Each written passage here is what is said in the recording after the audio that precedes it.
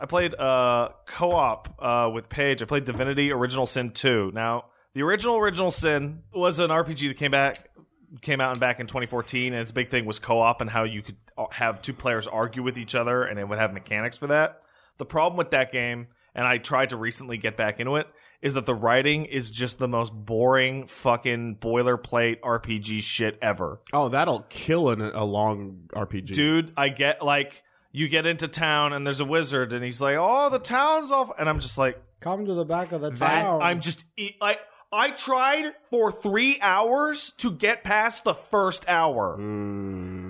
That's what hurts the most about Reckoning, if anything, is... Oh, yeah. No, it's just like that. It's just everything like else that. about this is interesting, but you're It's just kind of off-brand... Very boilerplate. Generic fantasy. Yeah. And it does something else that's really the first one does something that's really bizarre, and I've never seen it do it. So Divinity Original Sin had Divinity Original Sin Classic, which was the original Kickstarter release, and then they came out with the Enhanced Edition later, right? Mm-hmm.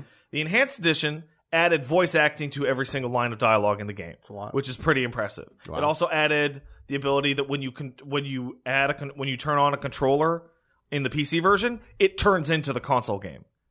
Like, every single element of the UI changes. Yeah, that's a standard. No, not like this. Not for these types of games. That's actually incredibly rare.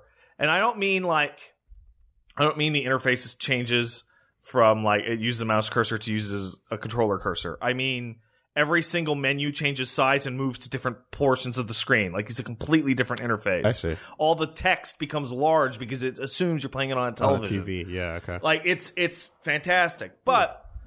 in the original game, you can talk to anybody. Any generic dude has things to say. Usually like, oh, what about the boat that burned down? The problem is that a lot of them have the exact same thing to say. And when they added full-blown voice acting, there's a boat burning down. You go up to it, you put it out. Everyone's like, yeah, good job. You put the boat out. That's great.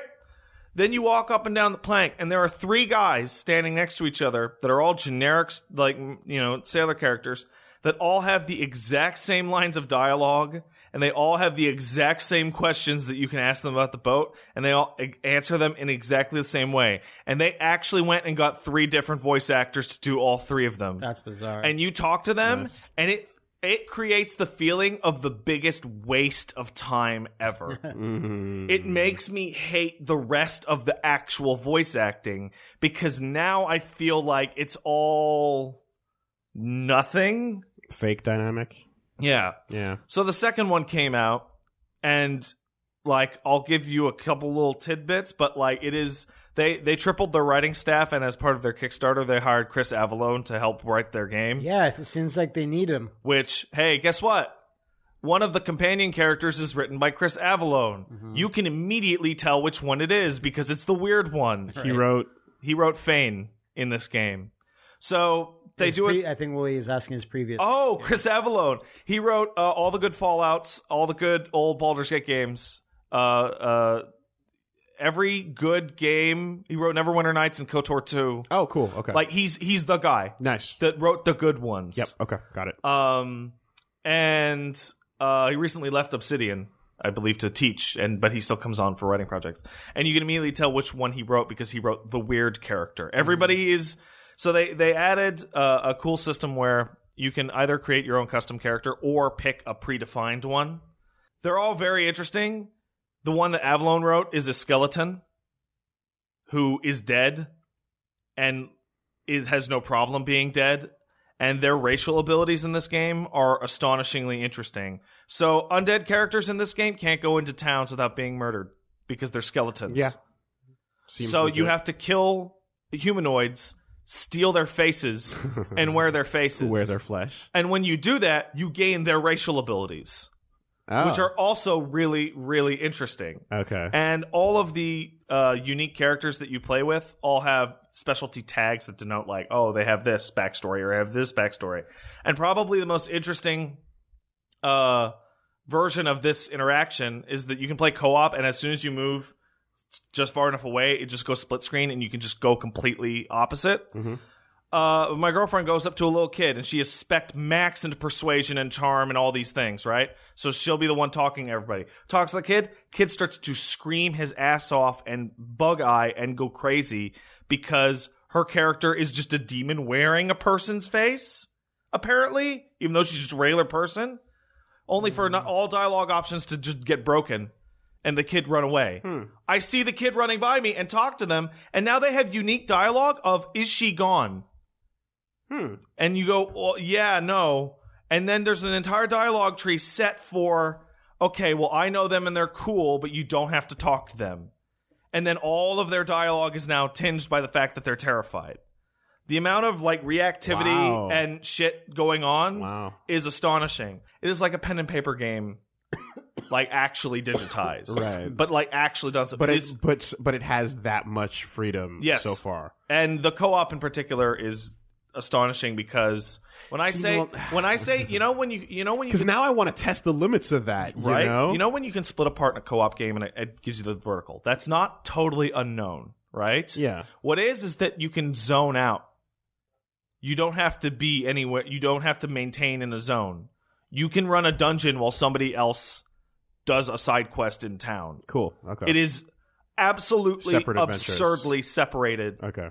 To the point where a character came up to me and only me offered me a quest excluding my co-op partner.